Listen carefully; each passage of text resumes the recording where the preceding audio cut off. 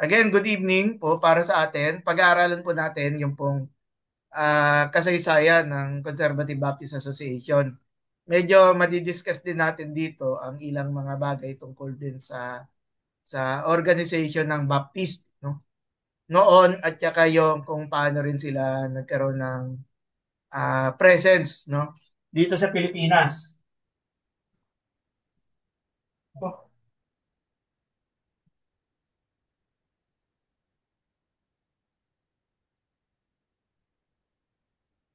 Okay, so um, ito po ay ang 1868, no?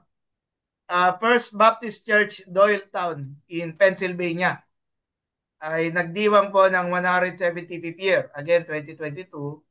So magdagdag ka ng 3 years, that's 178. Bakit po natin pinapansin ito? Ito po ang uh, sending church ng mga unang missionary ng SIBAP na nagpunta sa Pilipinas. Yan.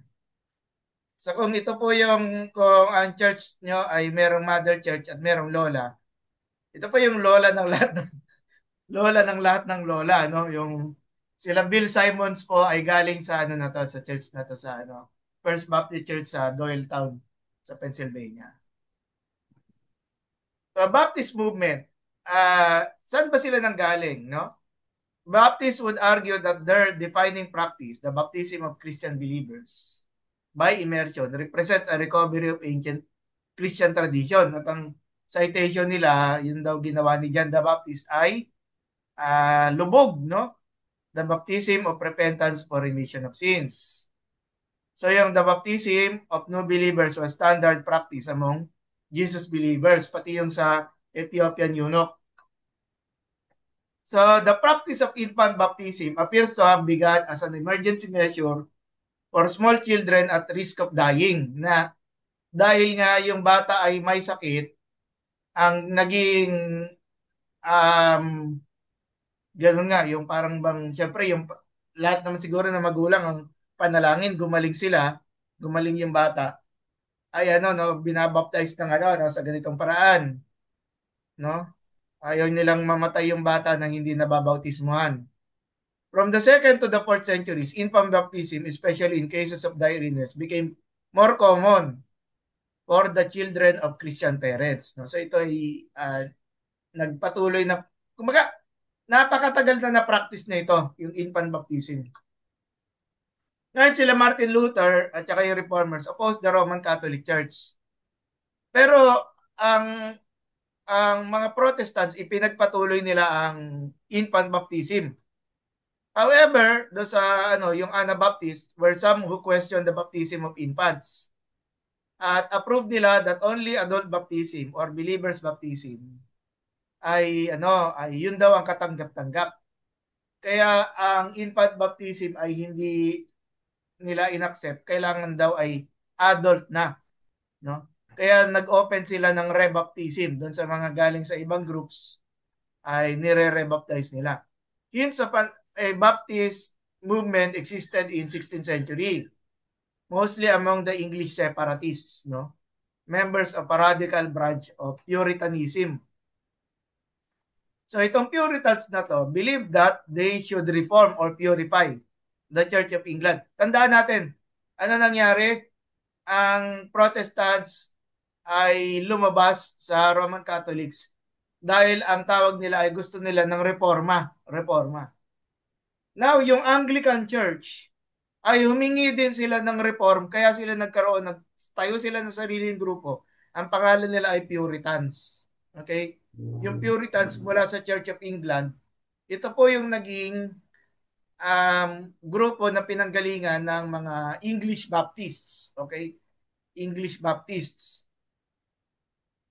So the General Baptists, as they came to be called, believed that all people could be saved, in contrast to the particular Baptists who believe that only the chosen elect. So, siguro ito yung karugtong doon sa tanong ni Brother Carl kanina, no? Na merong particular Baptist na ang paniwala na sila lang yung grupo na ano, no, yung totoo, yung tunay, no, na may practice. So nababalik natin yung tradition na yon dito sa ano na to, sa conversation na to. Now, the first English Baptist Church in Holland, no, itong si Pastor John Smith na nag-aral po sa Cambridge, ang makita natin ay highly educated, no? Itong pastor, yung unang pastor ng Baptist no, sa Holland, no?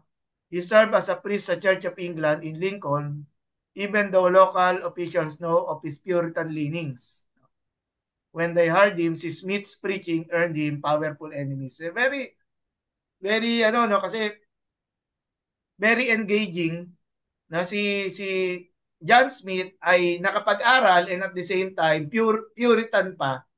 So very ano yung tawag mo dito? Consequential na marami talaga siya makakaaway no among the Anglican Church no na kanyang yung kinabi yung sabihin natin yung nakapaligid sa kanya no. And then comes si John Robinson, split off from Smith's Church. So si Smith, merong si John Robinson ay humiwalay no at nagpunta siya sa the Netherlands, no? The rift may have been caused by Smith's gravitation toward Baptist principles. So si Robinson, no, ay departure for Leiden at siya naman po din yung naging um, influential doon sa English separatists. So yung pilgrims na ito, itong si Robinson, ano ang connection niya sa kasaysayan? Yung grupo ni Robinson, sila yung mga tumakas, no? Yung sila yung nagpunta sa later na tinatawag na United States of America. No, yung tinatawag nating American Baptists, dito nang galing ito doon sa grupo ni John Robinson. Okay, na bumukod doon sa grupo ni John Smith doon sa Puritans no.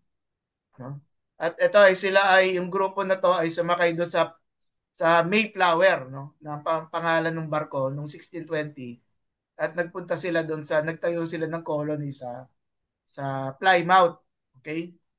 No, sa Massachusetts. So the beginnings of the Baptist movement, actually, nung haba-haba ng storya na to, no? Ang haba-haba nakakapagod rin aralin yung yung history ng Baptist eh. Pero ano naman siya, very, may pakinabang naman siya pag tinitingnan yung kasaysayan, no? Followed a series of persecutions in England. Most of the early colonies in America were at least nominally, some including the Puritans of New England, came largely for religious reasons. So the Puritans who founded Massachusetts in 1630 did so for religious motives, but not for religious freedom. Okay? A group of Puritans in England, wary of persecution of English church and state, decided to start a colony on the New World. Pero kung to make the long story short, yung mga Puritans na galing sa Europe, no, in general, tinatry nila na pagsamahin yung church practices sa governmental practices. Okay? No? Noong unang panahon na hindi separated ang church and state. Okay? Kaya yung parang mga Baptist principles pati doon sa pag-handle ng governance ay na i-apply nila. Now, pag-usapan natin yung yung Baptist pa rin. In 1638, si Williams, no? Si Roger Williams, siya yung itinuturing na pinakaunang Baptist leader sa Amerika. Okay? So meron si John Smith sa Church of England and then si Robinson na siya ay naging sabihin natin, na influential dun sa mga um, uh, um, yung colony na from Europe na nagpunta sa US. Ito naman si Roger Williams yung yung pinaka kinikilala ang founder ng unang Baptist sa Amerika, no? Again, teka lang. Sige. Mahaba pa naman yung time ko. Nagkaroon ng mga division sa Baptist, no, after the Civil War, bumukod yung Southern Baptist sa Northern Baptist, no? At ang isang issue nila ay tungkol sa pagkakaroon ng alipin, no? Yung Northern Baptist, sabi nila na dapat ay hindi na raw dapat pinapalaya no yung mga African Americans no at yun yung naging cause at bumukod ang American Baptist yung Northern Baptist sa Southern Baptist no. In 1922 a sharp debate took place between the fundamental Baptists and modern Baptists no. There were moderate fundamentalists in both the Northern Presbyterian Church and Northern Baptist Convention who believed liberals and conservatives could coexist in the same denomination. So, footnote dun sa sinabi ni Brother Carl, nahati na naman, no? Yung actually yung kung babalikan natin dito sa conversation kay dun sa unang grupo ni Roger Williams dito sa Rhode Island, no? Pagbabasahin niyo pa yung ano, ang dami pang sunod-sunod na ano na separation, no? Paghahati, no? Mga Baptist ito ha. So nahati na naman sila no Civil War. Nahati na naman sila doon sa ano yung sinasabing nung 1922 at ang pinag-uusapan nila dito yung ano yung issue ng pagpasok ng mga pastor sa university. Okay? At yun ang tinatawag nilang modernist Baptist. So humiwalay, no? Humiwalay ang fundamentals, yung fundamental Baptist doon sa modern Baptists na ito, no? At yun nga separated from the Northern Baptist Association, no? No? Kaya this body changed to the Conservative Baptist Fellowship in 1946. Okay? So makita natin yung sabihin natin sunod-sunod na sequences ng ano, at least nakikita natin that yung CBAP, Conservative Baptist Association of the Philippines ay product, no? Nitong Fundamental Baptist Fellowship, ay sorry, yung bumukod, no? No? At sila yung ano no, bumukod sila dun sa Northern Baptist, no. So merong Northern Baptist, meron pa ang Fundamental Baptist, no. So yung Northern o yung Fundamental Baptist na umiwalay sa Northern Baptist, sila yung Conservative Baptist Fellowship in 1946, no. So again, nakikita natin dito yung problem ng suspicion no sa isa't isa, no. Na ano yun, parang yun nga as yun yung na minana rin natin na dahil yung mga missionaries ng Americans no na grupo sa Baptist yun din kung ano yung grupo nila yun din yung ipopropagate nila to the point na hindi nagiging unifying no sa ibang mga grupong Baptists, di ba? So, CBFMS, the Conservative Baptist Foreign Missionary Society was formed in May 24, 1943, no, sa kalagitnaan ng digmaan, ano? So, approximately 75 Christian leaders met in Chicago to pray and seek a way forward. While on their knees in prayer, they took a history-making stand, World Venture, no?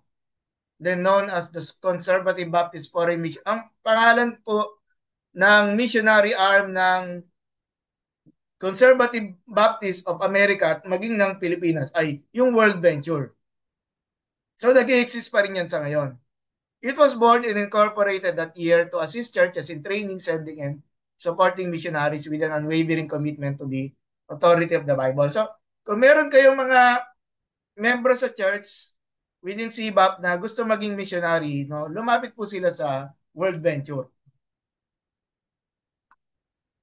Baptist presence in the Philippines. In 1998 marks the 100th year of the presence of Baptist in the Philippines. So, kaugnay po ito doon sa earlier presentation ko no na merong mga um, earlier groups ng Baptist na nagpunta sa Pilipinas prior to the separation no nung fundamentals no prior to that separation no so sila ay nagtungo. At yung pong Haro Evangelical Church, sayang na sayang, hindi namin napagplanuhan ito ng Pastor Ronel when we were in Haro na dapat dumalaw pala kami dito sa ano na to, no? Yung unang Baptist Church sa Pilipinas no 1900, no? Affiliated with the Convention of Philippine Baptist Churches, no. Mga konting kasaysayan.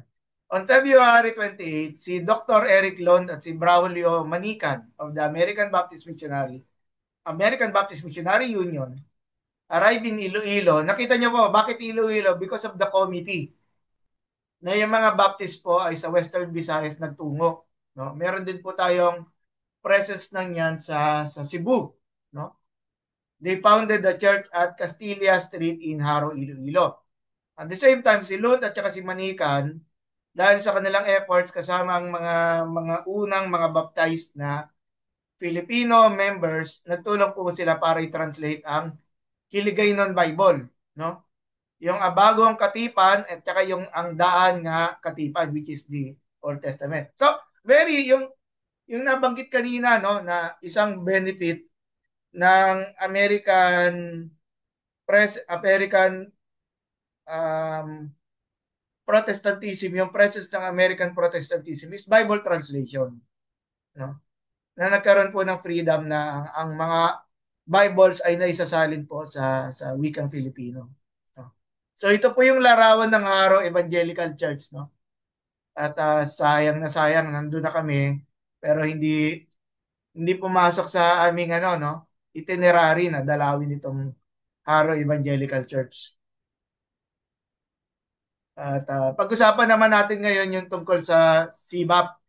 So ang primary resource ko po dito, ito pong sinulat yung ginather po ni Jim Davis, From Carry All Beginnings to Crossing Borders, a 50-year-old journey of the Conservative Baptist Missions in the Philippines. Nilaunch po itong aklat na ito nung 50th anniversary ng CBAP, no? Noong 2006, no?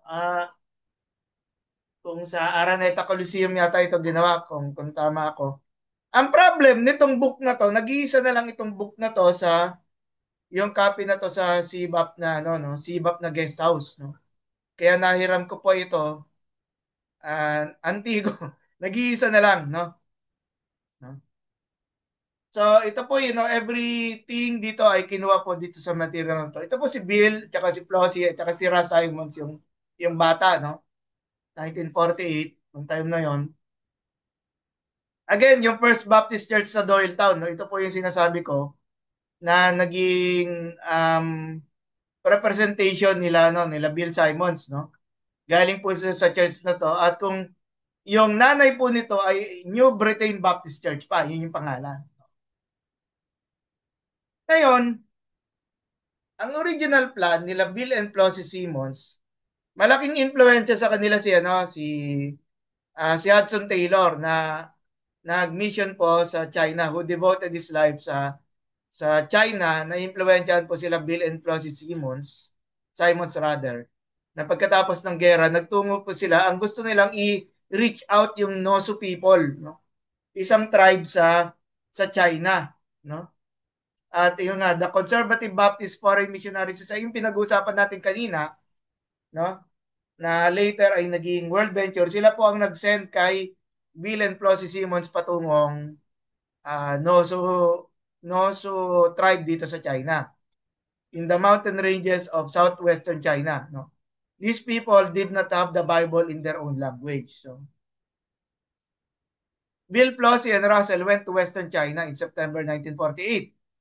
By 1951, nagkaroon ng malaking problema. CB were able to plant 3 churches in that region pero naging communist China.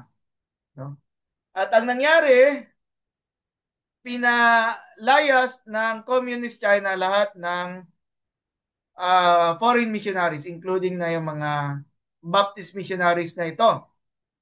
At kaya naman nagtungumot sila sa middle ground, which is Hong Kong, na by that time was still under the British government, October 16, 1951.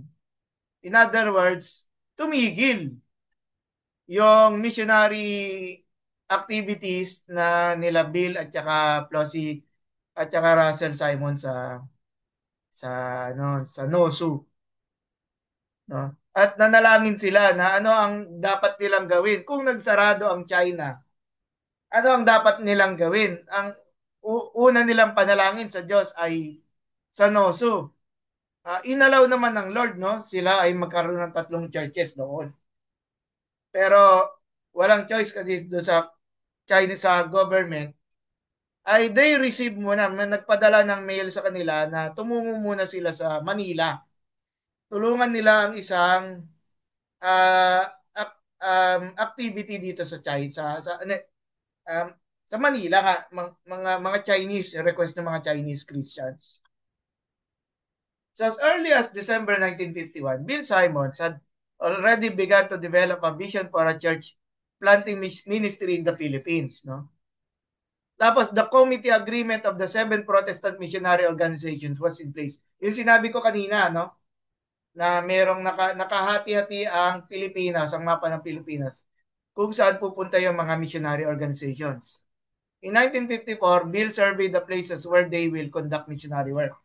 So malaking tanong, saan sila magsisimula? Yun yung malaking tanong, saan sila dapat magsimula? And Simons reported to the CBPMS in 1954. Ito yung report. As we gathered information from practically every province in the regions of the Philippines through PHIBIAS, students, missionaries, Filipino pastors, and workers, there were blank spots. Okay? Doon sa committee, merong mga lugar na ini-ignore no, nung missionary group na naka-assign doon. No? At ang mga parts na ito ay sa Manila, kasama na yung mga provinces of Laguna, Batangas, and Quezon. Okay? Wala pa dyan yung Cavite. No? Kaya ang ano yon, yung mga Simons conclusion that the Southern Tagalog area with a population of nearly 1/2 million people noong time na yon on the provinces of Laguna, Batangas, and Quezon was being passed over by other groups. Kung nagtataka kayo, nasa ng Cavite dyan? Kasi ang Cavite was mini-mission ng mga Metodista. Okay? So yung Laguna at Batangas at saka yung Quezon. Kaya naman, no, yung ano, sabi niya, yung half day ride lang daw from Manila. Na ang main base nila ay sa Manila, pero ang mga aabutin nila ay itong sa Laguna. Yan. In the late 19, January 1955, no, may malungkot na pangyayari. Si Bill Simons was diagnosed with polio. The disease caused him to remain in bed for more than a month. About the same time, si Flossie naman, yung wife niya, was suffering from dehydration with a severe case of dengue fever. These circumstances caused Simons to ask, bakit inaalaw ito ng Diyos na silang mga nagmimisyon ay tamaan ng matitinding sakit? No? Akala ko ba pinapadala tayo ng Diyos dito, no? Para magsimula ng magpasimula ng gawain dito sa Laguna. Bakit pinipigilan yata ni Satanas? Parang syempre, ako na lang nagdadagdag ng storya, no? Simon was to discover that he was not the one to start the new work, since God had already begun moving in the hearts of 5 men in their initial efforts. No? Nakilala ni Bill Simons itong mga Filipino na to na nananalangin na pala. No? About March 1955, as Simons lay flat on his back, no? These 5 men, binisitan nila si Simons nung siya ay may sakit. No? Sabi ng 5 taong ito, we hear you are planning to start Christian work in Laguna. We have already started meetings here in Manila. So habang nagpe-pray pala si Simons, yung mag-asawang Simons, meron ding isang grupo sa Manila na nagpe-pray din ng gawain sa Laguna. Okay? Every Thursday evening, praying for Laguna. We are wondering if you would join us. So in-invite nila si Bill Simons, no? Ito, the 5 Filipinos who have passion for Laguna, ito po, si Jose Galwego, a pastor, si Castro Kimba, a pastor din, si Esteban Salcedo, a businessman with the Gideons, no? Yung mga namimigay po ng libreng Bible, si Pelonito sa Capaño, manager ng Sisip family, isang yung yung Chinese business no sa Manila, at yung si Luis Pantoja Sr. Okay? Na nung time na yon, siya rin yung mayor ng Santa Maria Laguna. Okay? Si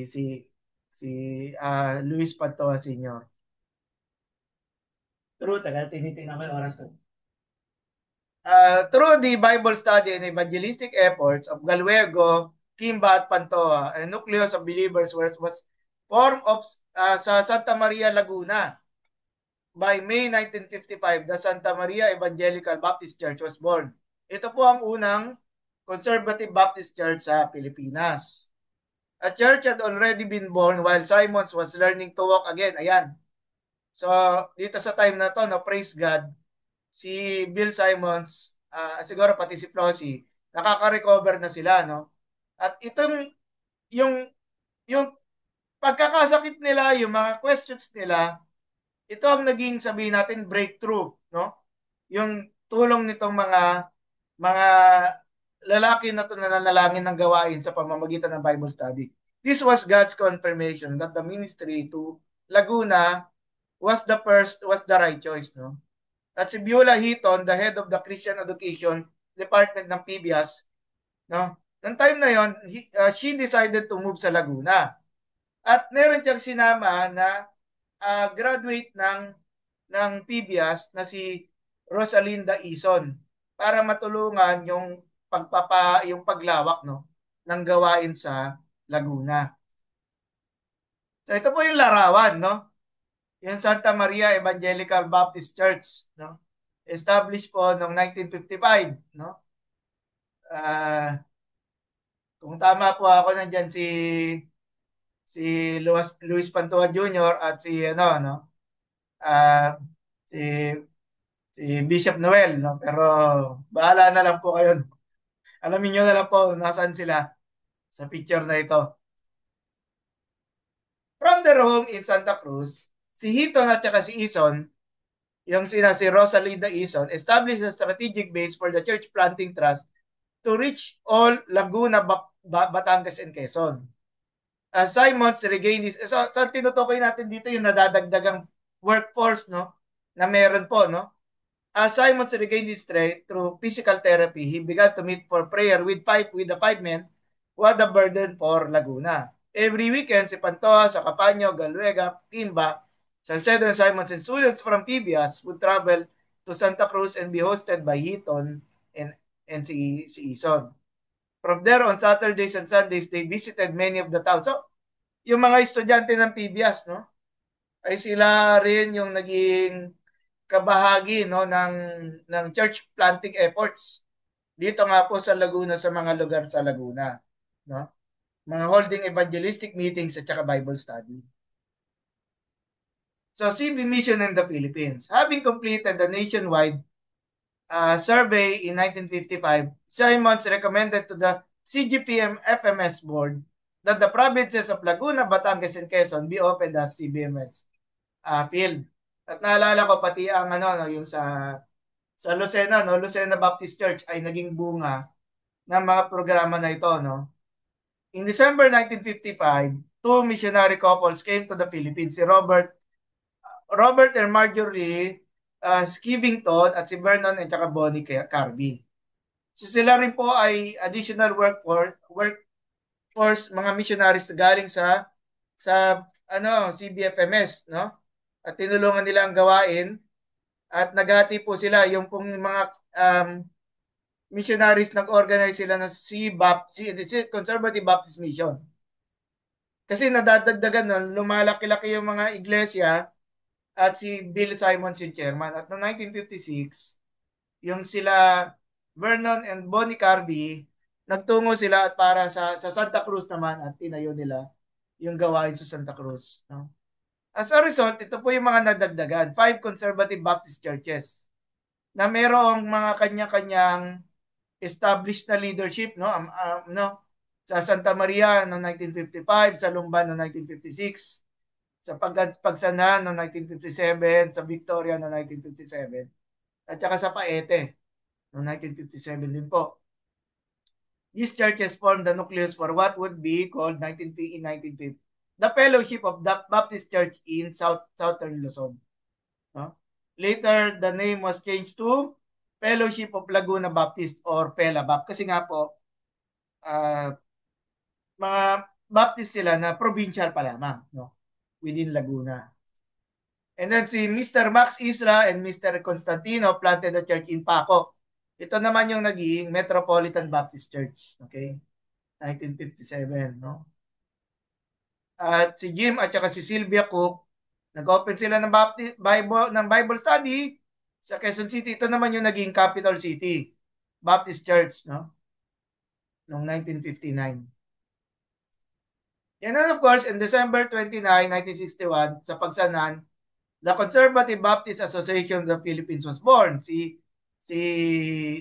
Ginoong Fred Magbanwa ang naging unang presidente ng CBAP, no? Kasama si Ate Aliw, no? CBAP holds its first conference sa 1962 sa Phibias. Yun po yung kanilang seal and logo noong time na yon. Conservative Baptist Association of the Philippines, 1962. Of course, mga pictures no 1969, the 7th CBAP Annual Conference sa PMI, no?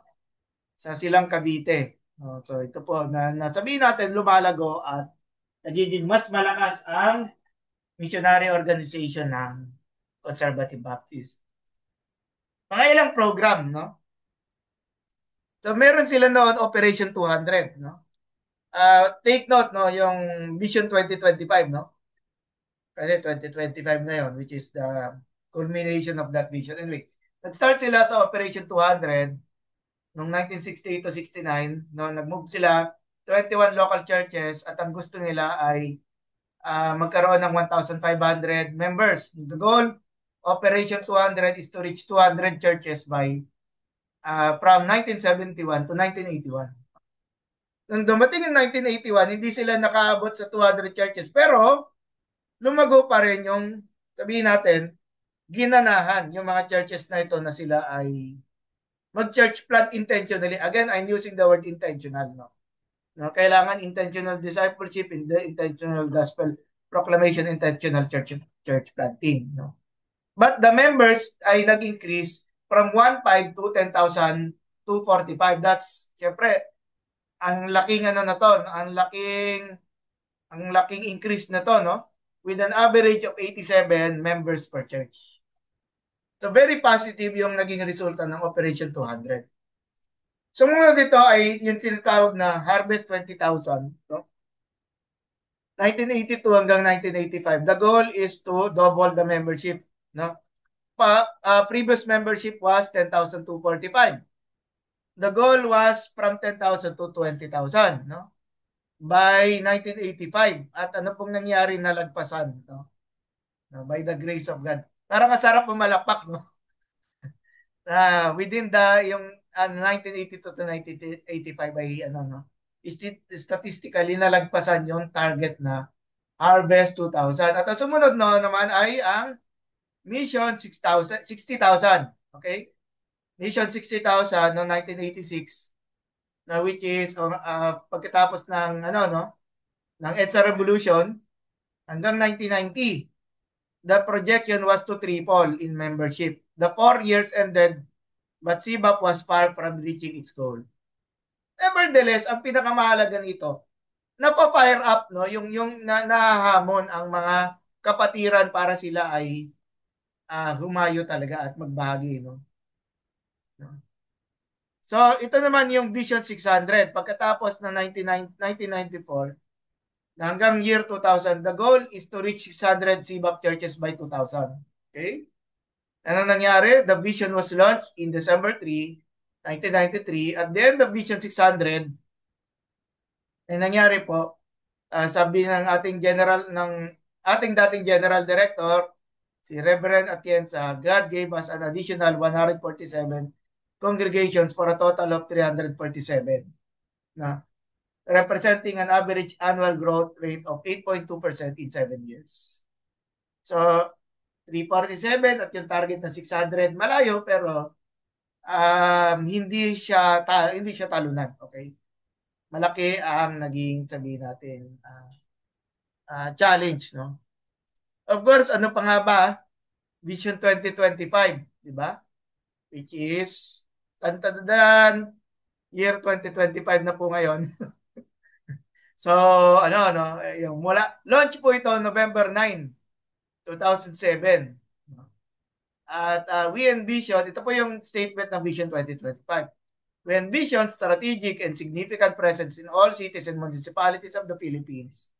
The Filipinos scattered around the world and the least evangelized people. So ano po yon? 2025 churches by the year 2025. Brief history of Victory Christian Church. So, may pasok na rin. Which is celebrating yung 47th anniversary last Sunday. Okay? Last Sunday. Ito, yung po, Workers for Maragatan, na nagpasimula po sila ang Ragatan Christian Church na anak ng Mataas sa Sampaloc Baptist Church na ay humayo, nagplant sila kaya nung BCC 1978 ay sa tulong ng Pastor Greg at saka ng Ate Winnie, no? Nanay Winnie, nasimula ng gawain May 1978. So ito po yung no, yung vision, no? Acts 1:8, 25 churches by the year 2025, no? At brief story ng BCC, ito po yung dating naka-display na yung mga churches na ito. Ito po yung mga pangalan ng mga churches noon sa BCGC, sa Bilalisa, yung ano, Victory in Christ na po ito no, sa Dasma, Pastor Homer, BJC Sambuho, BC si Hugo Perez na nagse-celebrate ng anniversary kanina. Nag-celebrate sila ng anniversary kanina. And then yung BCC Anabo Coastal, no, ilan kasama dito sa group sa ano na to, sa Zoom call na to. BCC sa Golden Horizon which is part din ng 13. BCC Camelia Molino sa Bahayang Pag-asa, BCC sa Sawang, and then sa Landusan sa Sawang din sa Samar, Northern Samar. BCC Gumaca Quezon, maging sa Tabuelan sa Cebu sa Dantabog yun. At yung Vista Bella, yung pong BCC sa Parklane, nanganak po sila ng ito po, Vista Bella. At yung BCC Kabuko 13 na anak po ng Hugo Perez. Meron din pong gawain sa Abu Dhabi at sa Dubai, no? BCC Abu Dhabi, Dubai, at yung fellowship in community sa Winnipeg sa Canada. At meron po tayong BCC Malainen. Ito nga po yung kabilang po ang inyong lingkod doon sa Humahayo sa Malainen. So every 10 o'clock ng 10 a.m. morning nagse-service po doon sa Nay Cavite, sa Matatakes at maging po dito sa Laliana sa Osorio. Okay, ito na nakita na natin to kanina. 1998 marks the 100th year of the presence of Baptist. Tapos ito na nakita na natin to. Okay. Umiikot yata, sorry.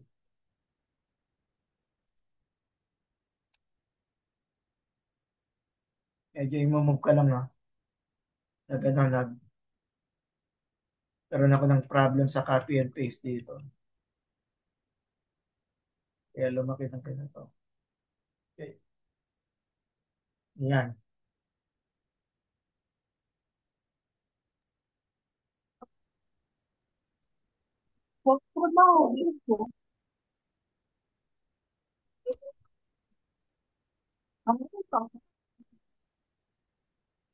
Okay.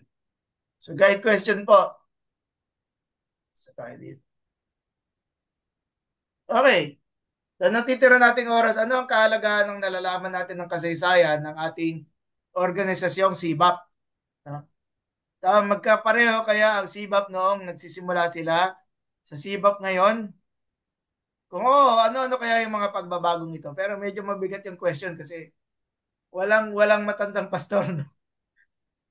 Na nagre-represent no para doon sa earlier generation ano. And then maliban sa pagtatayo ng iglesia, paano naging blessing ang SIBAP sa ating lipunan? Yan. Oh, hindi lang siya pagtatayo ng church no. And of course, ito na personal level, may naisip ka bang pasasalamat sa Diyos? What do you thank God for dahil ikaw ay naging kabahagi ng SIBAP? Ayan. So, meron pa ho tayong a few minutes para pag-usapan po. Again, everyone po is invited no to join us no. Dito po. Yeah. Tsaka special mention po kay Kuya Mike, no? Dito si Kuya Mike, sana nakita mo yung ilang bahagi doon sa ano, doon sa kasaysayan ng ano ng BCC. Anyway.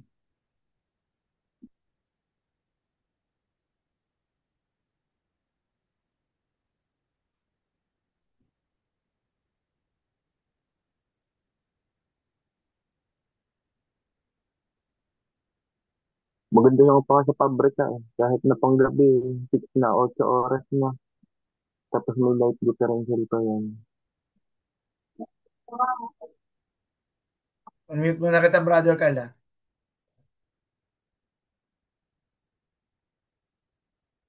Anyone po? Pastor, ask ko po Si Sandy. sana, ano po, Oh, ah, blessed naman po ako na ah, nawi-witness ko po kahit po na member po ako, na-witness ko po kung paano po ah, nate-train kaming members para patuloy na sumama sa panalangin para sa SIBAP. Nakikita po namin yun sa mga leaders, sa patuloy na panalangin, sa pulpit, sa aming mga pastors. And naiisip ko lang po, I'm very comfortable po sa CBAP and may time po na kung iisipin ko na malulungkot ka o minsan na may dumarating na bagyo sa buhay, isa po yung theology po yung talagang minahal ko po sa Victory Christian Church. Yung po yung nakita ko talaga na naramdaman ko yung grace ng God. Kaya blessed po ako sa ZIBAP. Ang hindi ko lang po alam, pag meron po akong kaibigan na malayo, hindi ko po ma-invite sa church, hindi ko rin po alam kung saan ko po sila i-encourage mag-church. Halimbawa, nagugustuhan niya po yung salvation at gusto niya pang lumago, paano ko po siya matutulungan kung kunyari, hindi naman po siya makapagsimba dito sa atin.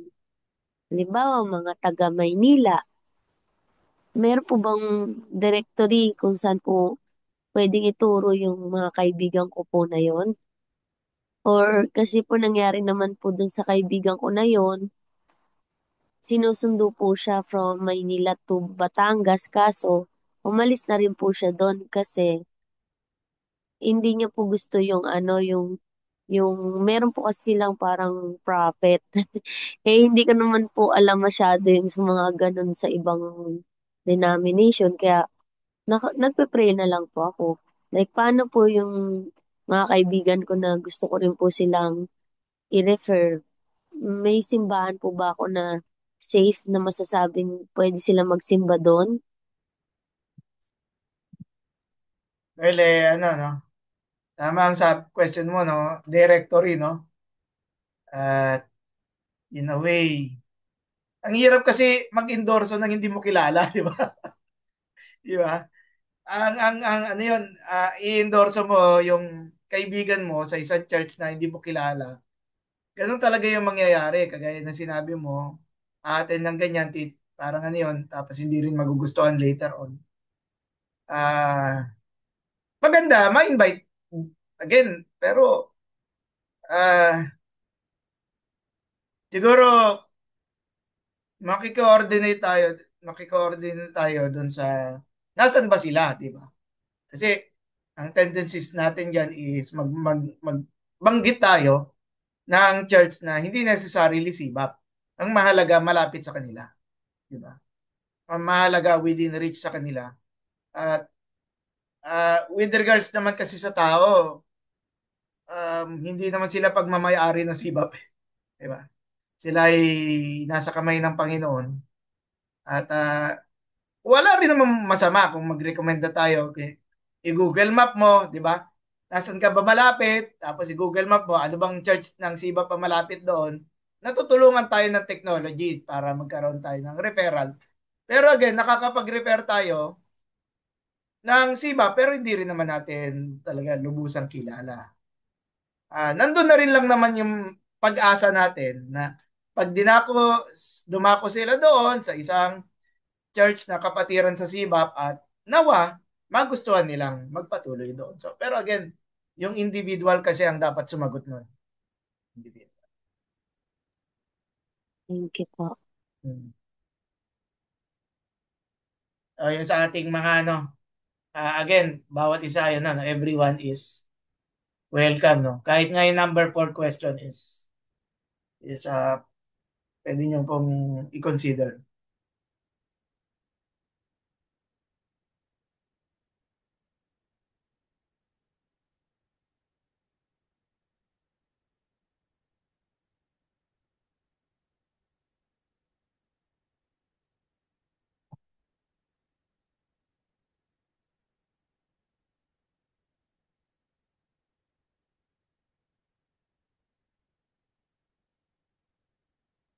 Any feedback po ba? Kahit po siguro tanong. Yung madali lang ah.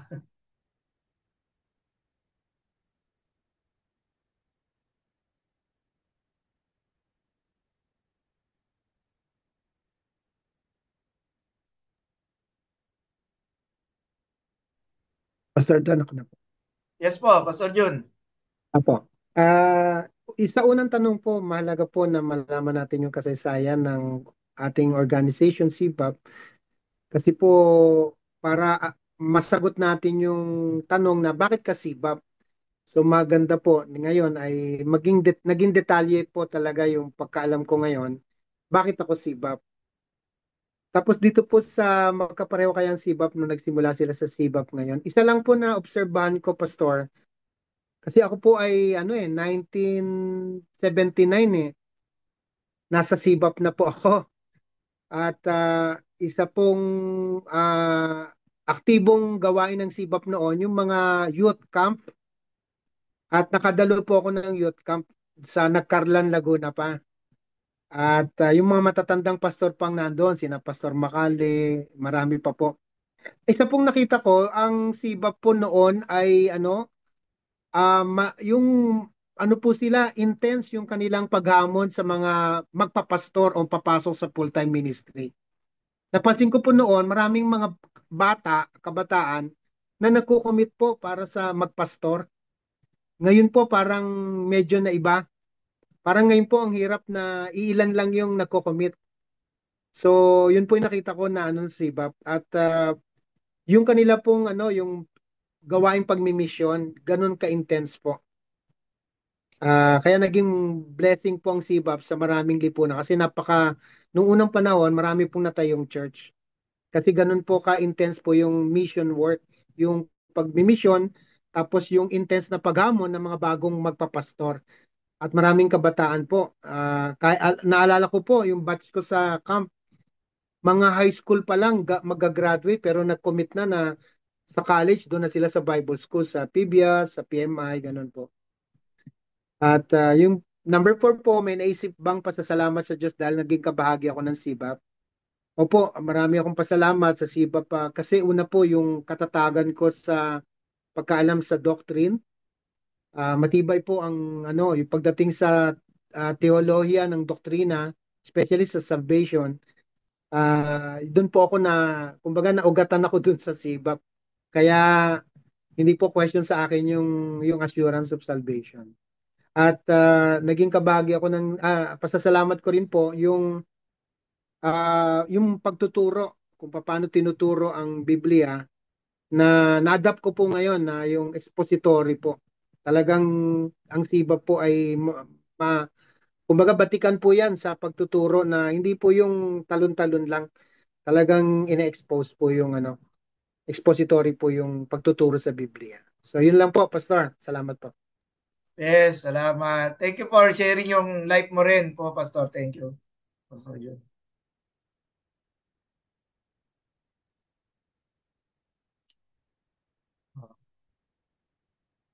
Appreciate din daw ni Sister Andy yung naibahagi ni Pastor Jun kanina.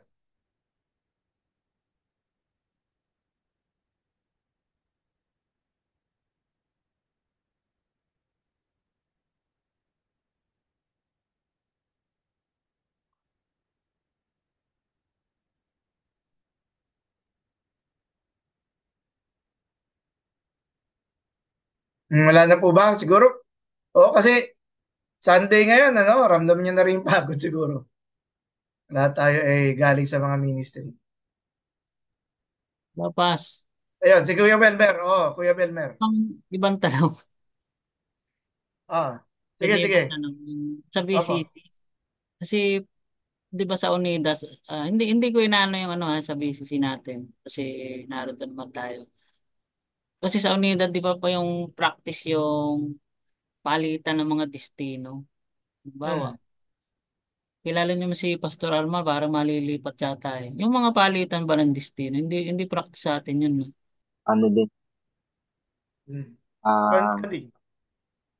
nung ano na ako, na nag-devote na ako, na sabi ko, susundin ko yung calling ko kay Lord. Hindi naman ako, kumbaga sarado yung isip na hibap lang yung church kasi si Missy, Hmm. yung church din Hmm. naman. Tapos Hmm. ibang churches din sa paligid, yun may victory din dito sa amin. Ang inano ko, parang tinignan ko kung winay ko, pinag-pray, kung nararapat ba akong bumalik dun sa mother church ko, yung SKMC. Tapos habang tumatagal, parang dahil nakita ko yung ano, yung maganda yung organization, tapos ano, tapat din sa tinuturo. Tapos nakikinig din ako ng turo ng iba't ibang ano, conservative na ano na denomination, mga Reformed, mga Hmm. Presbyterian, Hmm. yan. Tapos pinapakinggan ko yung mga basic doctrines, nag-a-align. Tapos sobrang, siguro nakukulitan na din sa akin si Pastor Reg. Unang, mga 2022, nung pagbalik ko, talagang lahat ng tanong yata, natanong ko Ah, kay ah, Pastor. Eh, ah, nakikita ko din na, sabi ko, ano eh, parang, ano din, nakita ko din, hindi lang yung theology, pero yung, ano, yung character ng pastor, yun yung ano ko, kasi hindi siya imposing eh, kilala niyo naman po si pastor, eh. Hindi siya imposing, kasi ako, nakalakhan ko si Pastor Sergio, binatilyo ko, yun yung ano, pastor ko. Tapos bigla nakakita ko na napakababa ng loob, yun talagang casual lang.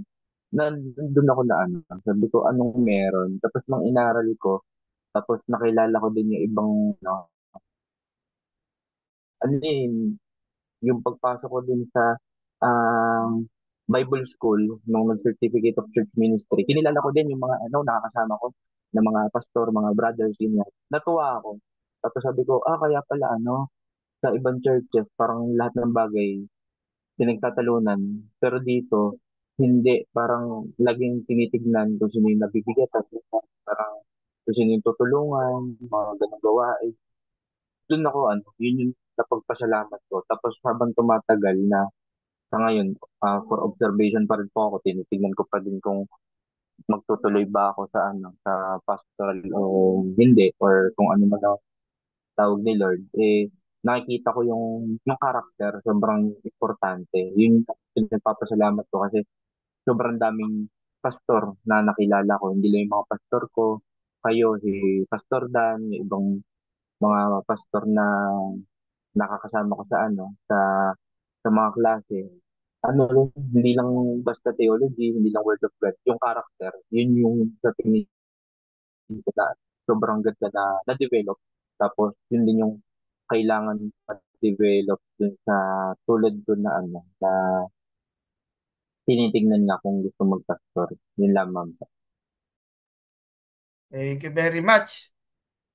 Napakayaman ng response dun sa ikaapat, no, sa fourth question.